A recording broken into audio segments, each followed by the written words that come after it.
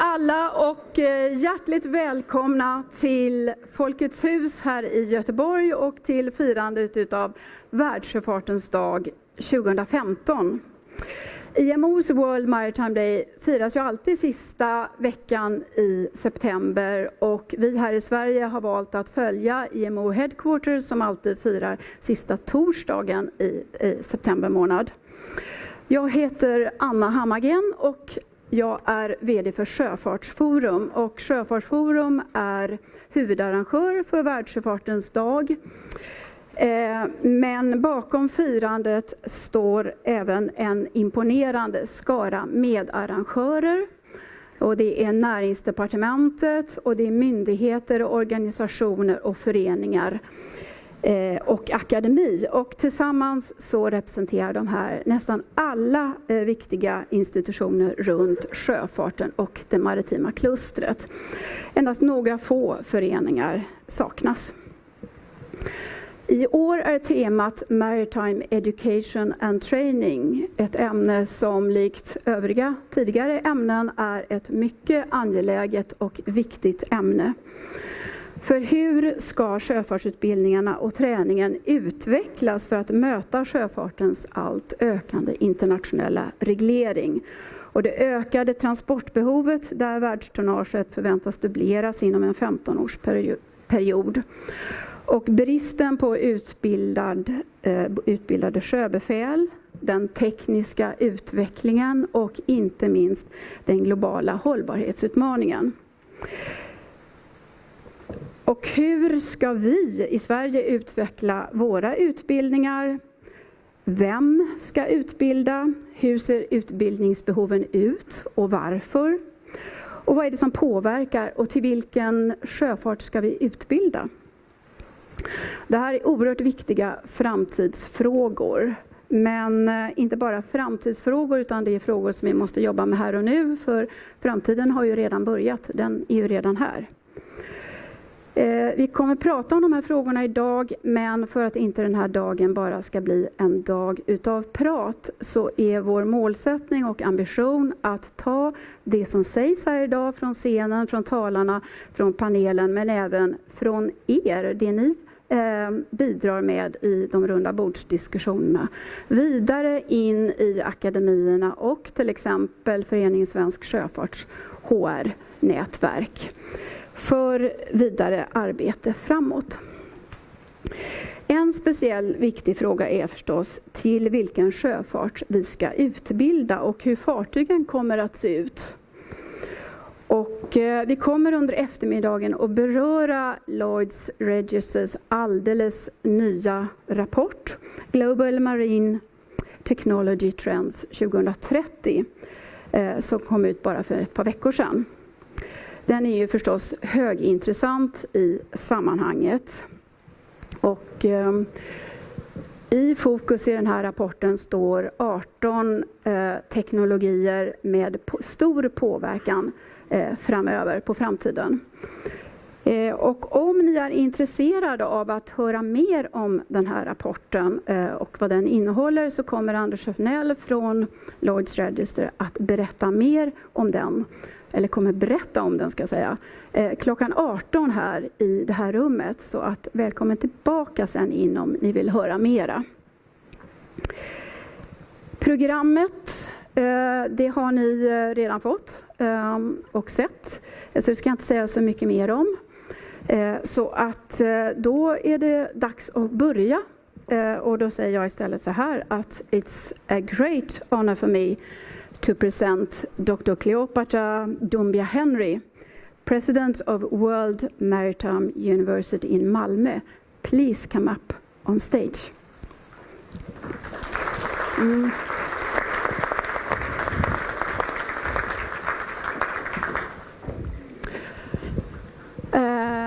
Cleopatra Doumbia-Henry has a long academic background from universities in different parts of the world and exams within international law and international maritime law, and among others, a PhD in international law. She took up her duty at World Maritime University this summer in July, and previously she has been working with International Labour Organization, United Nations Specialized Agency, and the Iran United States Claims Tribunal. But she knows World Maritime University since before 2006. She was a visiting professor, and last year she was awarded the World Maritime University Honorary Fellow Award. She has published a number of publications on maritime law, international labor standards, environmental law, and international trade issues. So, ladies and gentlemen, this is a most competent and experienced World Maritime University president. Cleopatra, we are very pleased to have you here, and we have asked you to hold the IMO 2015 speech. The floor is yours. Thank you so much. Thank you for inviting me to be here with you today. So let me extend my greetings to Ms. Hammargren, the Director of the Maritime Forum Sweden, all the members of Maritime Forum Sweden, ladies and gentlemen.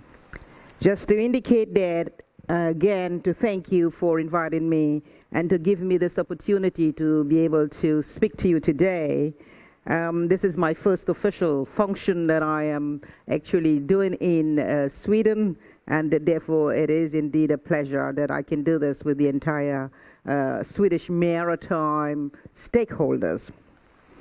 This year, the theme, the future directions for maritime education and training, invites us, as I noticed from that sheet of paper you have on your tables, to take stock and to reflect on the role and the contribution that the maritime education and training, and I'll call it for the future MET to be short, has made, and to think strategically about its role for the future.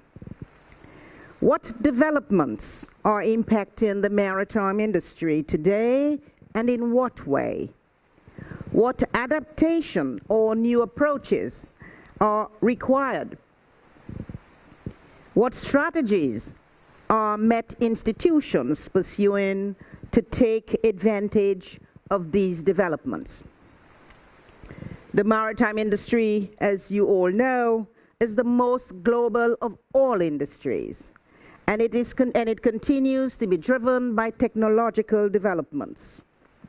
These innovations that these technological developments bring are affecting the types and the size of ships, but also how shipping is conducted, as well as the efficiencies and the productivity gains that they generate.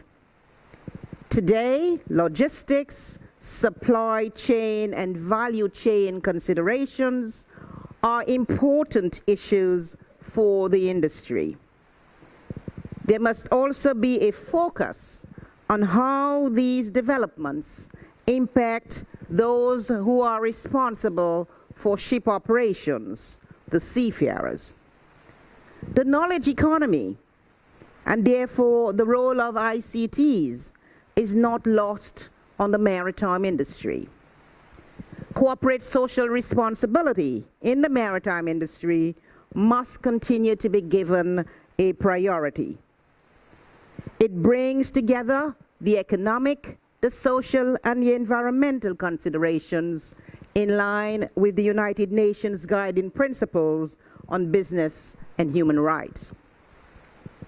The role of MET in promoting and ensuring the effective implementation of the conventions of the International Maritime Organization will remain a key priority going forward into the future. The effective implementation of the Maritime Labour Convention 2006, and you wouldn't be surprised, is also another key instrument that must be integrated along with other IMO conventions into MET. Educating, training, and building capacity of key personnel within governmental administrations in their functions as regulators and enforcers, and the industry stakeholders across the board will remain a priority for the future of MET. MET will also have an important role to play in helping the maritime industry implement the United Nations 2030 Sustainable Development Goals. These goals are expected to be adopted by the heads of states and governments tomorrow, historically, tomorrow, 25 September in New York. And you notice, if you all follow the news, all of these heads of states gathered in New York for this very reason. There are 4 goals out of the 17 Sustainable Development Goals that are of particular significance from my perspective for the maritime industry.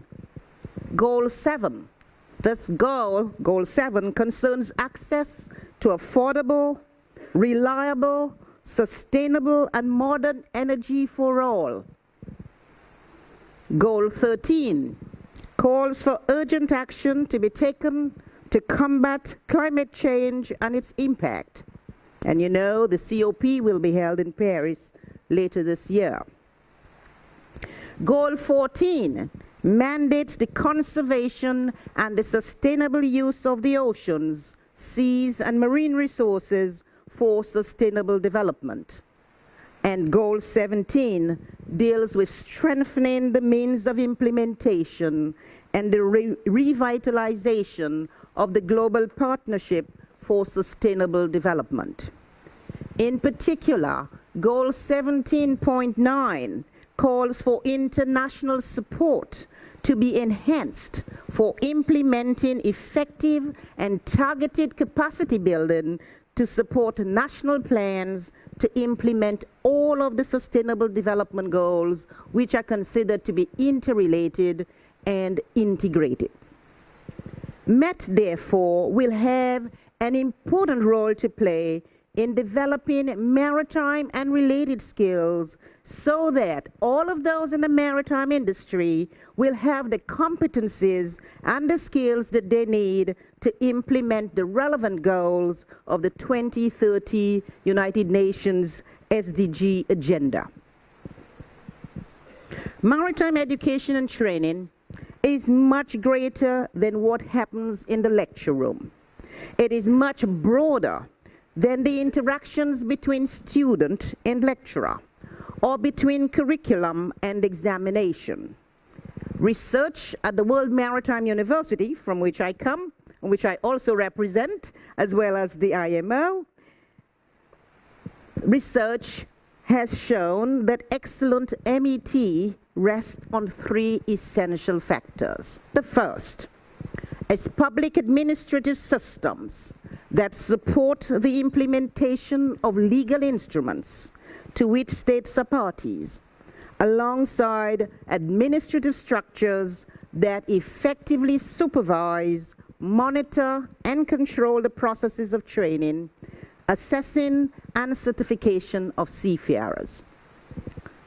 Secondly, excellent management practices within MET institutions. And thirdly, high-quality design and delivery of the curriculum and of the essential tools for that delivery in terms of qualified lecturers and appropriate facilities. Each one of these 3 pillars is critical to ensure the highest quality of training as envisaged by the IMO in the STCW Convention and Code as amended. In order to achieve the best educated and competent personnel, it is important that there is close collaboration between maritime employers and training establishments within which they work. At a very recent World Maritime University conference just this May, there were 2 questions that were posed to among the questions posed to the industry. I've selected 2 of them and the responses that came from these 2 questions. One of those I selected was, what are the challenges of the industry? And the second one is, what type of maritime and ocean leaders does the industry need to take it forward in tomorrow's world? Turning to the first one, relating to challenges, the following were identified by the range of stakeholders at that meeting. Keeping up with the fast-changing technology, effectively integrating human factors, harnessing a real enthusiasm for young people to go to sea, addressing manpower shortages for lecturers and instructors, without which the quality of MET will be prejudiced, financial resources, the need for MET to have proper feedback from industry, the need for industry to invest more heavily in research, cooperation required among academia, research, policy making, the industry, and various interests in science and technology, which would in turn provide for a more supportive environment for research and science. And finally, among the challenges, the use of simulators as all-purpose tools for replicating experience safely, and in particular, for their use in assessing candidates for promotion or revalidation. Among the future maritime ocean leaders, the skills that were needed were identified as follows. These skills were needed for better and more effective ocean governance, with the oceans seen increasingly as an indicator of world health.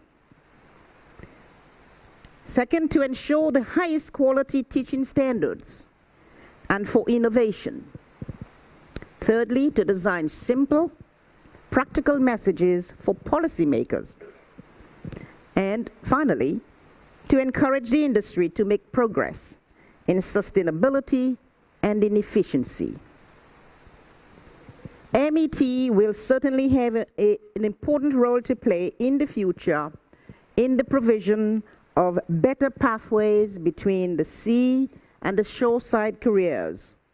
And for this, we require the following: a better basic education for people entering a more technologically driven industry, a need to address social isolation at sea with better connectivity, being able to make a difference, consideration to be given to the role of manufacturers and their relationship with those who actually purchase equipment that are produced, and embracing cultural change and altering embedded behavior which is seen to be impacting negatively on safety. Your industry, the maritime industry of tomorrow, requires career-long education throughout the entire lifespan, regular assessment of competencies, formal training in new areas, including in management and leadership, traditional area.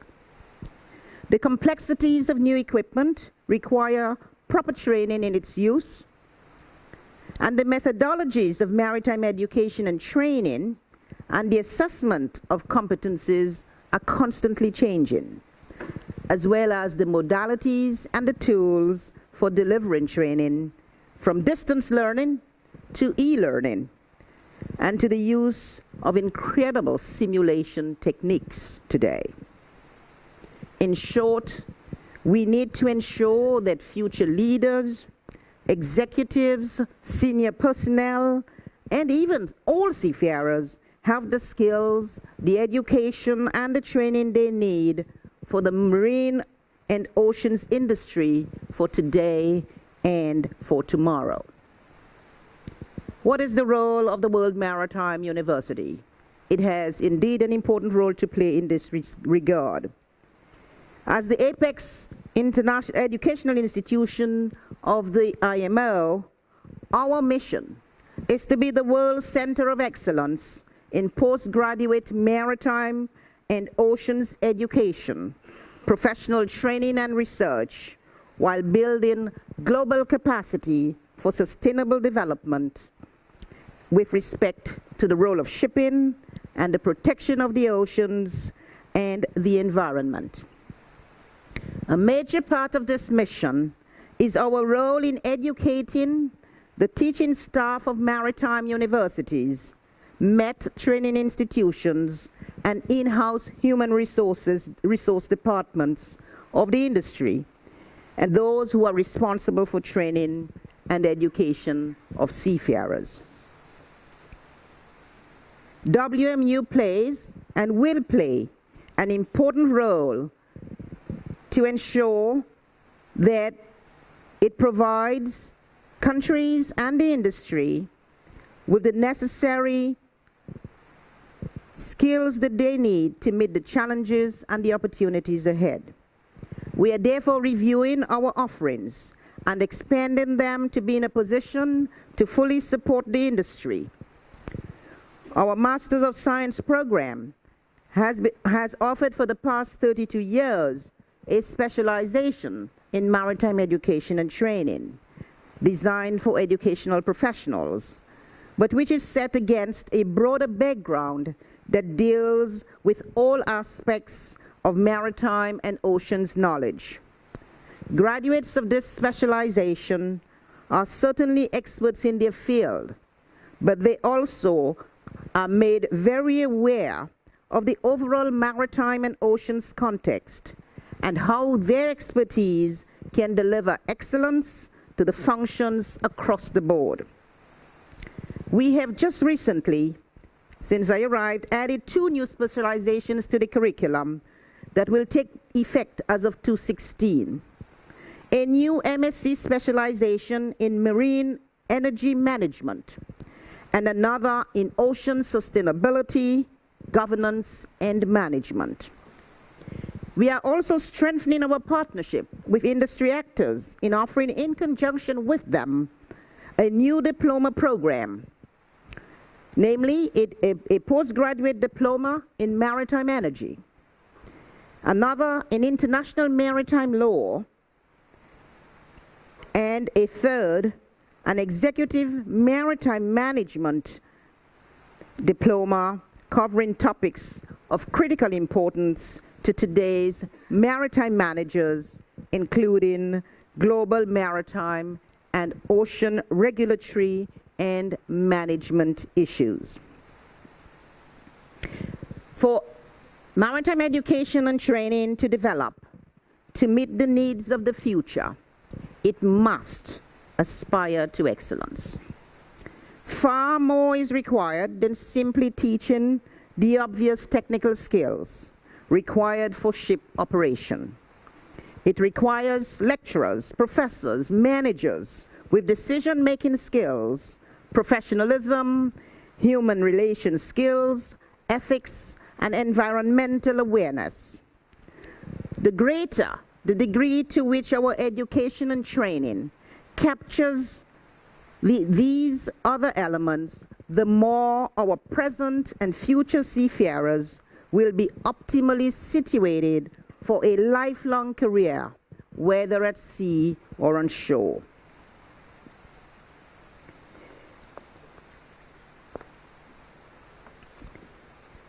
In little over a year, on 31 December 2016, the Manila amendments to the STCW Convention will come into force.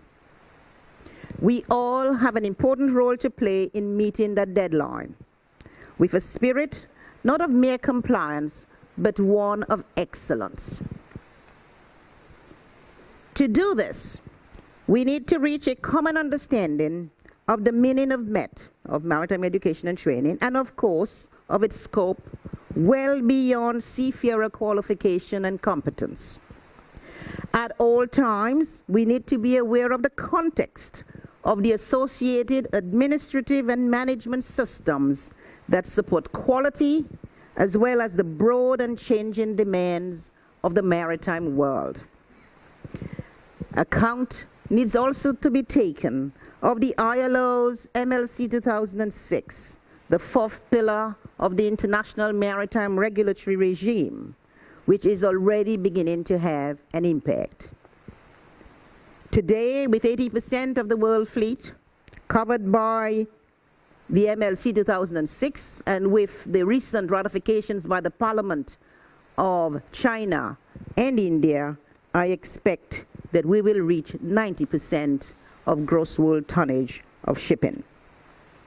It is my hope that with improved inspection systems, including training for flag state inspectors and port state control officers, combined with the monitoring of compliance by the ILO supervisory system, a sea change will result in making the level playing field and seafarers' rights effective in both law and practice.